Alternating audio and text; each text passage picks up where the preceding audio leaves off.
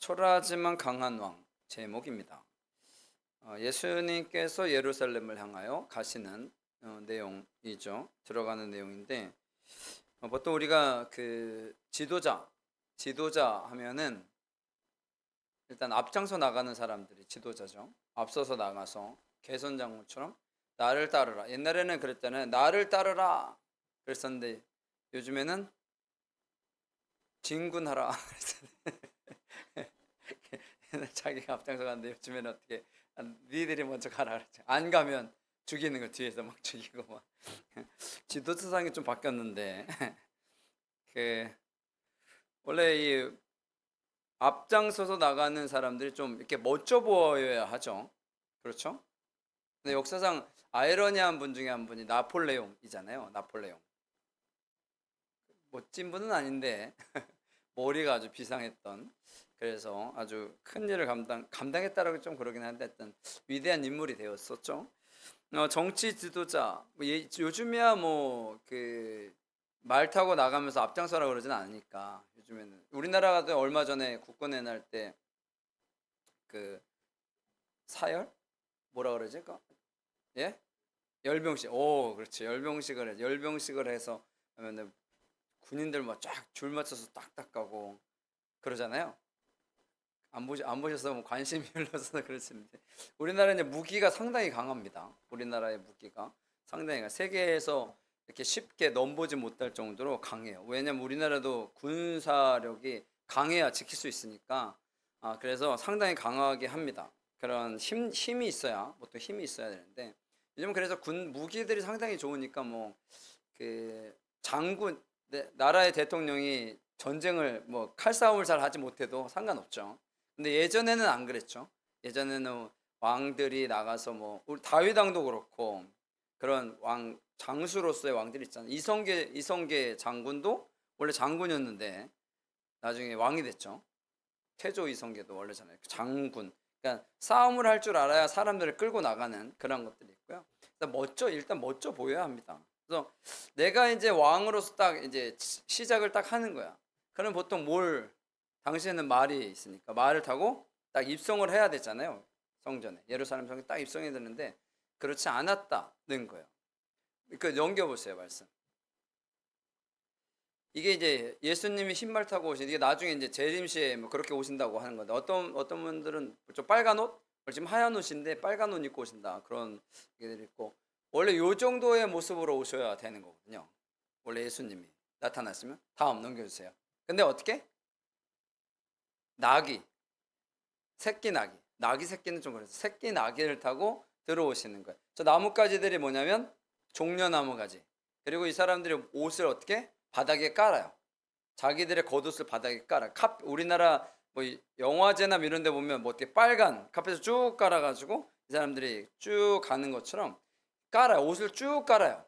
예수님이 지나가실 때마다 뭐래요? 깔아요.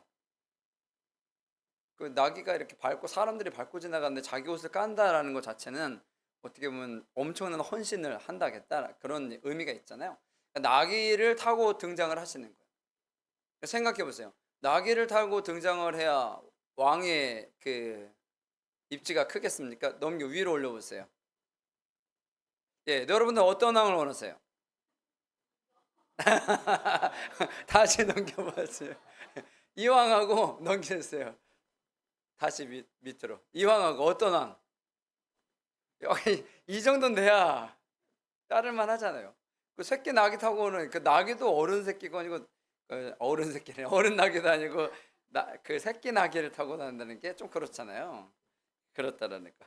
예수님이 그렇게 등장을 하시는 겁니다. 근데 코미디 같은 일이죠. 어떻게 보면 내가 이제 왕이 될 거야. 그러고서 어떻게 새끼를 타고 오네. 나귀 새끼를 타고 오니까 얼마나 웃기겠어요. 근데 빌라도가 볼 때 보면 이 코미디 같은 일이잖아요. 내가 왕이 할 거야. 그러면서 새끼 나귀를 잠깐 넘겨보세요. 여기에서는 요 정도지만 사실은 원래 새끼 나귀면 더 작았을 거예요. 지금 표현은 저렇게 했지만 아마 저거보다 훨씬 더 작은, 그러니까 어떻게 보면 언밸런스죠. 예수님이 타고 오기에는 좀, 예수님 키가 크셨다고 보통 얘기도 하는데 그러면 되게 웃긴 형상이 되었을 거예요. 그렇게 됐다. 이제 말씀을 볼게요. 말씀. 예수께서 이 말씀을 하시고 예루살렘을 향하여 가시더라. 이 말씀은 그 위에 그 문화 이야기죠. 문화 이야기. 은 열문화 비유인데 이 문화하고 달란트 비유는 약간 달라요. 약간 다른데 일단 그거는 나중에 제가 혹시 할 수 있으면 하고요. 일단은 말씀을 하시고 이 내가 어떠한 일이든지 해야 된다라는 그런 얘기예요. 쉽게 얘기하면 하나님이 해야 한다. 뭐 그런 얘기하면서 이제 등장을 하시는 거예요. 감람원 29절에 29절 한번 읽어볼까요? 말씀 29절. 예, 시작.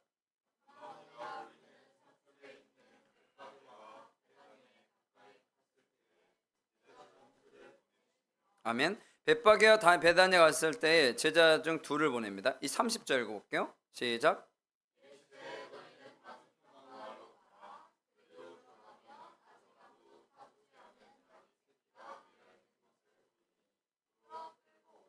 예, 그 마을로 가서 나귀 새끼가 있으니까 그걸 끌고 오라 그래요. 31절 읽어볼게요. 시작.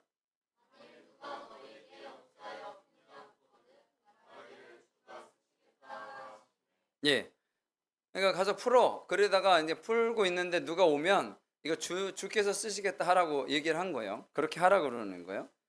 그랬더니 가서 그 말씀하신 대로 만난지라 33절 읽어볼게요. 시작.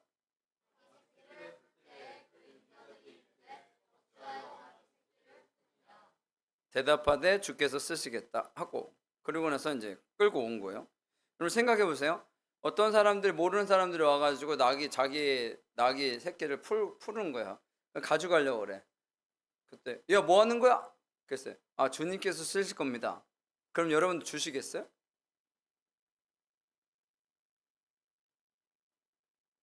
그, 그 이게 좀 상황이 좀 안 맞는 설정도 그렇고 참 안 맞는데 이스라엘의 스가랴서에 보면 이런 말이 있어요. 시온에 따라 크게 기뻐할지어다 예루살렘에 따라 즐거이 부를지어다 내 왕이 내게 임하리니 그는 공의를 이시며 구원을 베풀며 겸손하여서 나귀를 타나니 나귀의 작은 것 곧 나귀 새끼니라. 그러니까 메시아가 오면 뭘 타고 입성한다고요? 나귀 새끼를 타고 입성한다는 것이 사람들의 마음속에 있어요. 그런데 근래에 쭉 보니까 예수라는 사람이 그 정도의 능력이 있어. 그래서 대부분의 사람들은 그가 메시아라는 생각을 했을 겁니다. 여기서 주는 메시아, 주님이니까 메시아를 의미하는 거니까 나귀 주인이 딱 왔을 때 누가 쓰시겠다? 주가 쓰시겠다라면 누가 쓴다는 거예요?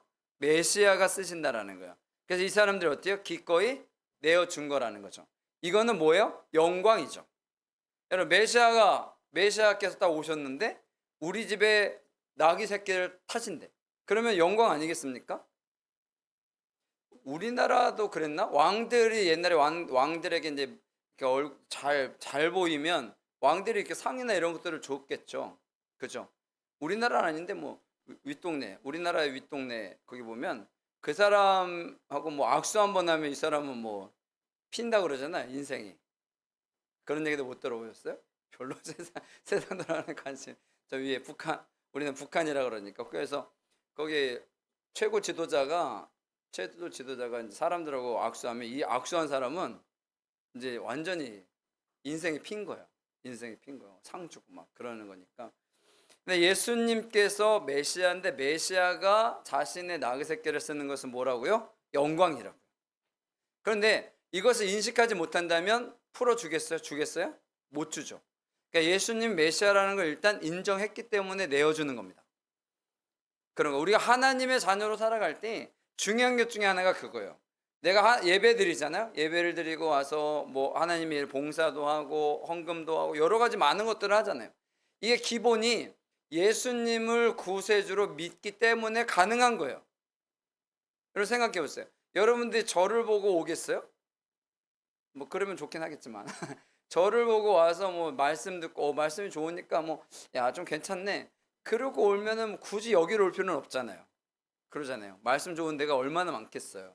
우리나라 노벨 문학상도 탔던데 책 내용이 별로 안 좋다 그러긴 하던데 하여튼 뭐 하여튼 탔더니 뭐 잘했다고는 해야 하잖아요. 그렇잖아요. 그걸 비꼴 필요는 없고 어쨌거나 그 여러 가지 뭔가 내가 목적이 있어야 되잖아. 어디를 오든 내가 교회를 오든 어디를 가든 목적이 있어야 되는데 이 목적 중에 가장 중요한 게 예수님을 구주로 믿으니까 우리가 오는 거잖아요. 그렇잖아요. 그러니까 내가 헌금도 하고 말씀도 듣고 봉사도 하고 그런 걸 하는 거죠. 그렇지 않으면 굳이 교회를 올 필요가 없잖아요. 그러니까 이 시대의 문제 중에 하나가 바로 그거예요. 예수님을 구세주로 믿는 것이 어려운 시대가 되었다는 거죠. 어려운 시대가 되었다는 거예요.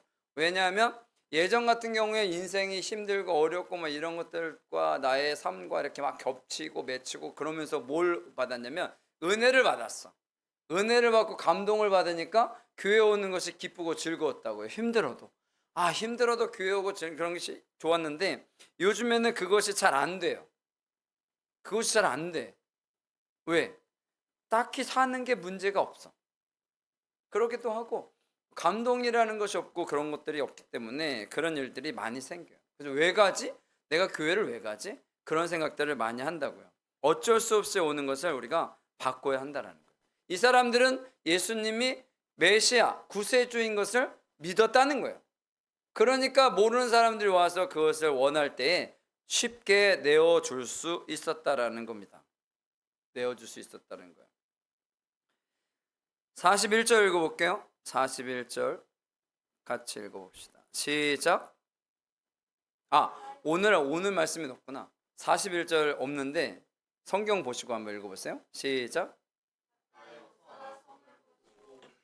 아멘. 예수님께서 예루살렘 성을 가까이 오시면서 성 보고 울으신 거예요. 왜? 예루살렘 성이 타락했기 때문에 그래요. 제사장들이 뭐예요? 장사를 해. 원래 제사장들은 뭐 해야 돼? 예배를, 제사를 집례하고 하나님께 영광을 올려야 되는데 이 사람들이 뭐래? 장사를 하는 거야. 그러니까 장사해서 이윤을 남기는 이러한 주동을 누가 했다? 제사장들이 했던 거죠. 근데 교회가 만약에 제가 돈에 눈이 멀었다. 그렇지 않는데 돈에 눈이 멀었다고 생각해 보십시오. 그러면 모든 것을 할 때마다 뭐라고 생각해요? 다 돈으로 엮어 나가겠죠. 그러니까 이것도 하고 헌금도 많이 하고 뭐도 많이 하고 그런 일들이 사실 비일비재합니다. 교회 어느 정도 키워놓고 팔아넘기는 사람들이 되게 많아요. 요즘에. 만약에 저도 그랬으면 사람 모으려고 하여튼 열심히 했겠죠. 요즘에 그런 데들이 되게 많아요. 그래서 교회를 그런 쪽으로 타락해서 만드는, 다시 이스라엘의 예루살렘 성이 타락했던 거예요. 그러니까 이 사람들이 제사가 중요한 게 아니라 재물을 어떻게든 잘 팔아넘기고 이러한 것들에 눈이 멀었던 거죠. 그러니까 메시아가 왔는데 그들이 인정해요, 안 해요? 안 해요. 메시아가 예수님이 등장을 하는데 그들은 인정을 하지 않아요. 인정을 하지 않아. 왜? 자기들에게 피해가 가니까. 여러분, 교회를 다니다가 나에게 피해가 간다 그러면 여러분 사람들이 쉽게 돌아서요. 누가 했는데 제가 나를 힘들게 해. 그럼 교회 안 나와버려요. 그죠? 그런 일은 없겠지만 목사님이 괴롭혀. 그럼 교회 안 나와. 목사님 모르는 것도 아닌데. 여러분, 그런 거예요. 요즘 시대가 그런 시대가 되었다라는 거죠. 그러니까 뭐 별로 큰 문제가 없어요. 그러니까 어딜 가려고 그래? 다 큰 교회를 가려고 그래. 왜? 조용히 다니고 싶은 거죠. 몰라요. 저 사람이 몰라야 상처도 안 받고, 저 사람이 몰라야 내가 그냥 하고 싶은 대로 하고, 가고 싶은 날 가고, 안 가고 싶으면 안 가고, 절로 가려면 절로 가면 안 되지.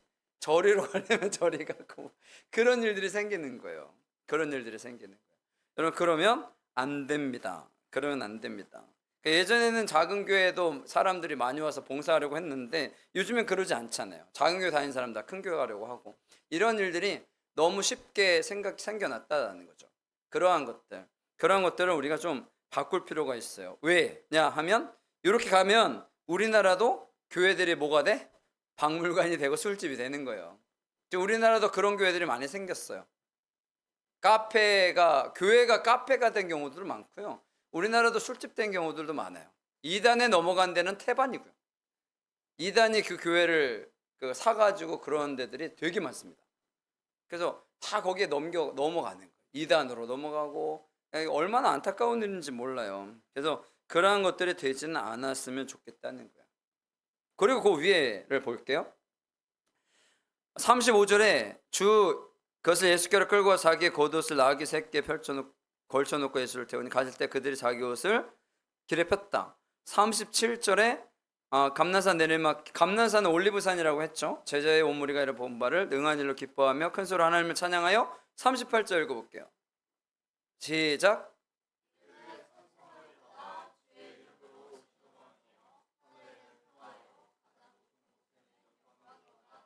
아멘. 여기에는 안 나오는데 호산나 다윗의 잔손이여 찬송하리로다, 그 말이 있어요. 호산나는 뭐냐면 나를 구원해 주세요라는 뜻이에요. 나를 구원해서. 그러니까 우리를 구원하실 메시아로 예수님을 인정한 거예요. 그래서 하나님의 영광을 나타내는 거죠. 39절 읽어볼게요. 39절 시작.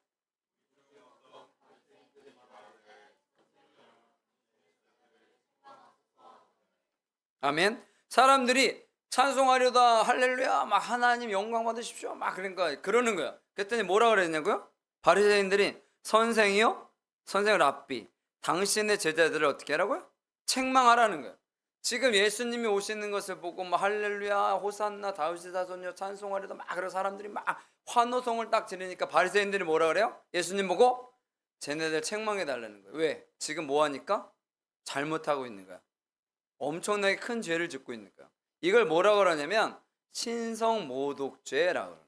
참남죄라고 그러는데, 여러분 예수님이 십자가에 달려 돌아가신 죄명이 뭔지 아세요? 예수님이 십자가에 달려 돌아가셨잖아요. 신성모독죄로 달려 돌아가신 거예요. 참남죄라고 그래요. 왜냐하면 당시에는 뭐만 하나님 외에 다른 사람이 높임을 받을 수 없어요. 그러니까 지금 예수님을 찬양하는 거잖아요. 쉽게 얘기하면 예수님을 찬양할 수 없어요. 예수님을 찬양하면 어떻게?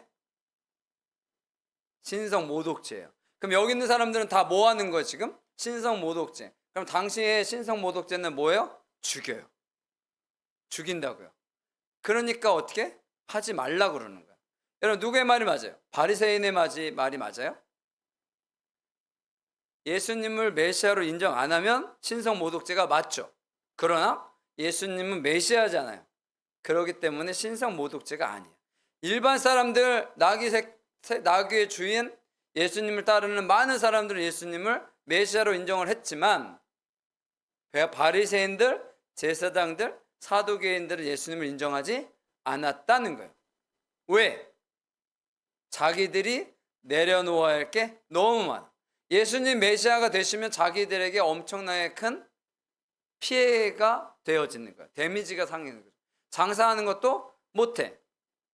자기들을 인정하지 않아. 자신들이 높다고 자신들은 칭찬받기를 원하는데 예수님은 칭찬하시지 않아요. 그러니까 뭐 하면 좋겠다? 없어졌으면 좋겠다는 거예요. 예수님이 없어졌으면. 여러분 우리가 크리스찬으로 살아갈 때 예수님이 없으면 편하잖아요. 우리가 예수님 안 믿으면 편하잖아요. 왜? 세상 사람들이 하는 거 내가 다 하고 살면 되잖아. 근데 세상 사람들이 하는 거 다 하고 살면서도 불편하지 않아? 이것도 문제예요. 이것도 엄청나게 문제긴 한데 대부분의 사람들은요 그것을 잘 모른다라는 거예요. 불편해요. 불편하다고요. 내가 크리스찬이기 때문에 하지 말아야 될 것들이 많아서 불편하다고요. 세상 속에서. 그래서 교회 와서 또 봉사도 해야 되고 여러 가지 일들이 힘들다라는 거예요. 그래서 우리에게 선택의 문이 필요한 거예요. 다시 말씀을 넘겨보세요. 뒤로 넘겨주세요. 여기요. 이게 뭐라고요? 예수님 재림시에 이제 백마 타고 오신다는 그런 건데, 그래서 누가 이런 짓들을 많이 해? 이단의 교주들이 많이 하죠. 이단의 교주들이 저기 예수님 말고 자기가 타. 그죠? 이단의 교주들, 그리고 뭐 독재 정권의 대표들이 그런 말 많이 타죠. 북한의 거기 최고 지도자도 항상 백마 타고 등장을 하잖아요.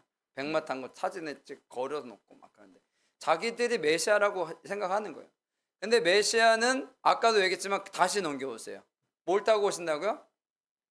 나귀 새끼를 타고 와야 메시아라는 거예요. 나귀 새끼. 겸손한 모습으로, 연약한 모습으로 오시겠다라는 거예요. 왜? 예수님은 개선장군이어서 전쟁을 통해서 이기려고 하시는 게 아니고 무엇으로? 섬김의 모습으로 오셨기 때문에 그래요. 그래서 크리스찬들은 뭐예요? 지는 겁니다. 그러니까 예전에 크리스찬들은 세상 속에서 많이 진다고 그랬죠. 내가 크리스천이기 때문에 이기지 않아. 이기지 않는 거죠.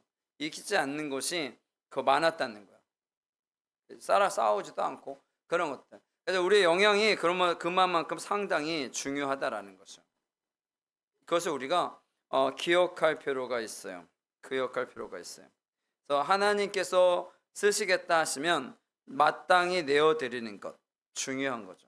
바리새인들은 찬송을 금할 것을 요구했다라는 거죠. 왜? 메시아가 아닌 이를 찬송할 수 없다. 그리고 나서 이제 40절입니다. 40절 읽어볼게요. 마지막 절 올려주세요. 40절 시작.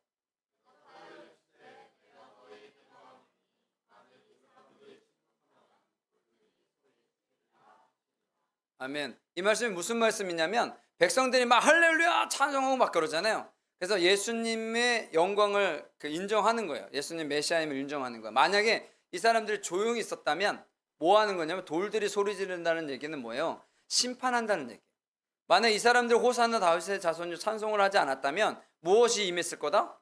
나의 심판이 임했을 거다라는 거예요. 누구에게? 바리새인들에게, 사두개인들에게, 제사장들에게. 그러니까 이 사람들은 뭘 했어야 돼? 원래 찬송을 했어야 됩니다. 하나님을 찬양하는 것이 필요했다라는 거예요. 왜? 죄악 가운데 살아가니까. 여러분, 내가 죄악 가운데 살아가는데 내가 죄 짓는 것을 모르면 그것만큼 큰 문제가 없어요. 여러분, 죄 지은 사람들이 내가 죄 졌다 그러는 사람이 있어요, 없어요? 잘 없죠. 요즘에 판사님들이 어떤 판결을 할 때 대부분 그러잖아. 나 죄 없어요. 그럼 뭐 걸려? 괘씸죄.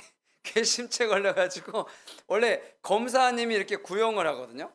얼마, 3년 구형을 하면 판사님들이 보통 깎아줘요.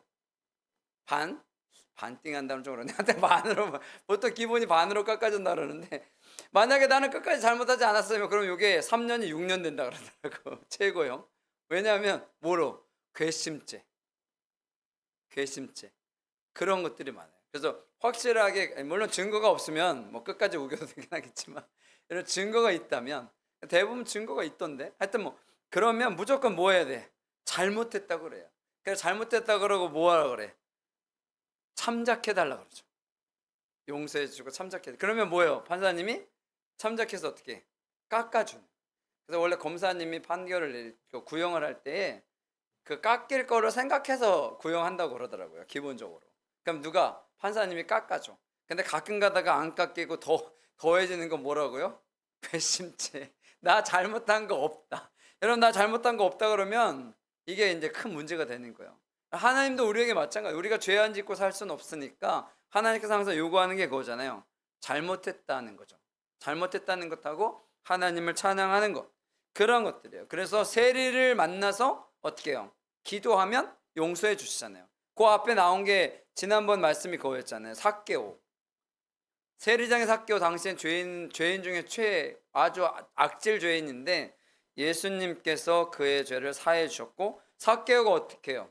자신의 죄를 고하고 어떻게 해요? 자신의 재산을 절반을 나눠주고 다시 그 중에서 남은 거에서 잘못한 게 있으면 4배나 갚아주겠다고 얘기하잖아요. 이걸 보통 회개라고 합니다. 내가 잘못했어요 라고 하면 잘못한 것에 대한 것에 대해서 뭔가를 해야 돼. 내가 거짓말을 해서 죄송해요. 그러면 다음부터 뭐 하면 안 돼? 거짓말을 안 하도록 노력을 해야죠. 그냥 맨날 거짓말만 하면서 맨날 잘못했다 그러면 그게 잘못한 걸까요? 습관성 회개. 여러분, 그걸 습관성 회개라고 그래요. 습관성 회개는 회개가 아닙니다. 맨날 잘못하면서 도박하는 사람들이 그러잖아요. 나는 도박 안 해. 그러면 도박 안 해요? 또 하죠. 손 자르면 뭐 한다고 그래? 발로 한다고 그러잖아요. 여러분, 그러면 도박 안 한다는 게 의미가 돼요, 안 돼요? 여러분, 죄 지은 사람들 보통 어떻게 해요? 전과자들이 보통 어떻게 해? 계속 그 전과가 쌓이잖아요. 한 번 했을 때 봐주잖아요. 웬만하면 봐줍니다. 초범이니까.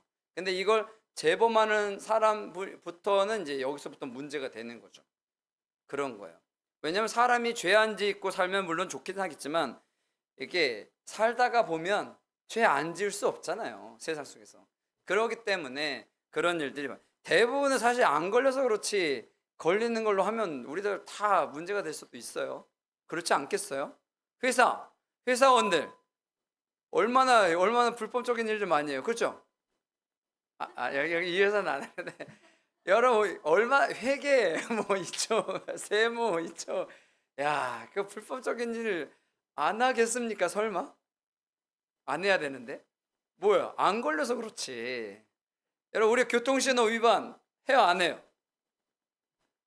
해요 안 해요? 운전하시는 분 해요 안 해요? 하죠. 안 걸려서 그렇지. 여러분 다 합니다. 다 합니다. 그래서 그런 것들 물론 이제 좀 차이가 있긴 하겠지만 여러분 항상 그런 거예요.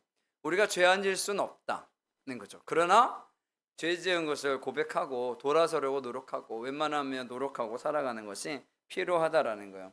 주님께서 쓰시겠다 하면 내어드리는 것, 그것이 우리에게 있어서 너무도 중요한 거예요. 시간을 드리든 물질을 드리든 재능을 드리든 무엇인가를 하나님께 드린다면 하나님께서 그것을 기뻐하시고 더 많은 것으로 채워주시리라 믿습니다. 꼭 기억하시고요. 하나님의 은혜 가운데 바르게 살아 승리하시는 여러분들 되시기를 간절히 축원합니다. 아멘.